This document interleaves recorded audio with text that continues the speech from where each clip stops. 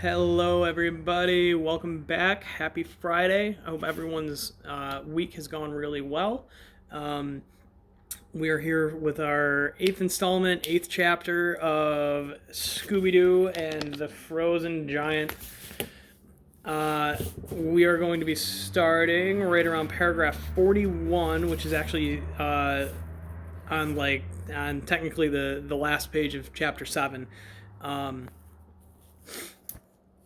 And let's see, we have 2 more chapters to go after this. I believe the book ends around chapter 10. So our mystery should be wrapping up a little bit. I think the gang is really onto something. So without further ado, let me get into that. All right.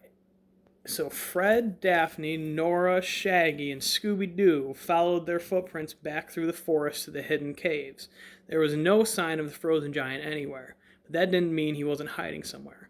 Shaggy hoped the giant wouldn't pounce at them as soon as they walked past. As they neared the entrance to the cave, the gang could hear ice shattering and breaking inside. "Someone's in there," Fred said.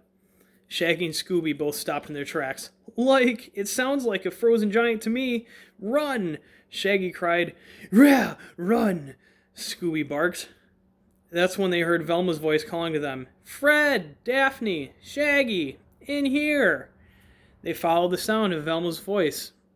As they waited for their eyes to adjust to the darkness inside the cave, they could hear the sounds of ice crystals crashing to the ground. "Guys, we're over this way," Velma called. Shaggy and Scooby peered through the darkness. They were looking for Velma, but they also were keeping their eyes open for any sign of the frozen giant. "Psst, Shaggy, Scooby," Velma cried. "You're looking right at me." Scooby hid behind Shaggy as they stepped farther into the darkness. "Velma?" he asked. The only thing he could see was a pile of ice that looked like the wall of a cave. But as the two buddies inched closer, they could see it was some sort of icy cage. Velma and Sabrina were trapped inside. Here we have their icy cage with Shaggy looking through.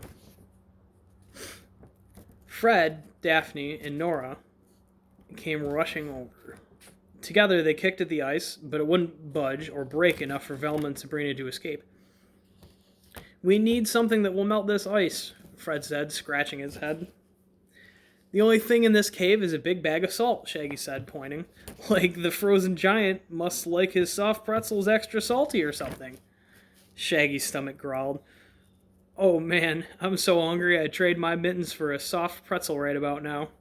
"Salt!" Velma cried. "Shaggy, salt will melt the ice. Shake it on the walls of this ice cage. Then we can get out of here." They all got to work pouring salt on the walls of the frozen cage.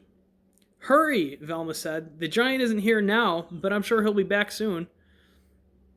As they worked, Daphne said, "The giant must have been throwing salt at all the ice houses when it crashed through town. It was trying to ruin the ice carvings by melting them." "I think you're right, Daphne," Fred said. "Now I know we're on the right track for solving this mystery. It's just a matter of getting the giant to come out so we can melt its plans and save the ice carnival." The salt had finally melted the frozen walls enough that Velma and Sabrina could climb out of their ice cage. "Thank you," Sabrina gushed. "You saved me. I was afraid that frozen beast was going to keep me here forever." "We heard you yelling for help," Fred said. "But when we went to the caves to look for you, it was quiet again." "I was yelling for help, but just before Velma, Shaggy, and Scooby came into the cave, the giant gagged me," Sabrina said. "Luckily for me, the giant caught Velma and put her in here too. Otherwise, I would still be gagged. You would never have found me if it weren't for Velma. She untied me and saved us both." "I'm just glad we're safe," Velma said. "Now it's time for us to give the giant a taste of his own medicine and trap him in his own icy cage. Let's get to work, gang." Okay, and that seems to be kind of a shorter chapter this week, but that is the end of chapter 8. So it has been wonderful. I hope it's been good for you guys, seeing all of our faces this week. I hope you all stay happy and stay healthy during these times. I know it's been kind of difficult, but we're all kind of getting through. And with that said, I'll see you guys next week for Chapter 9. and we'll be almost ready to finish up our story. Thank you, everyone.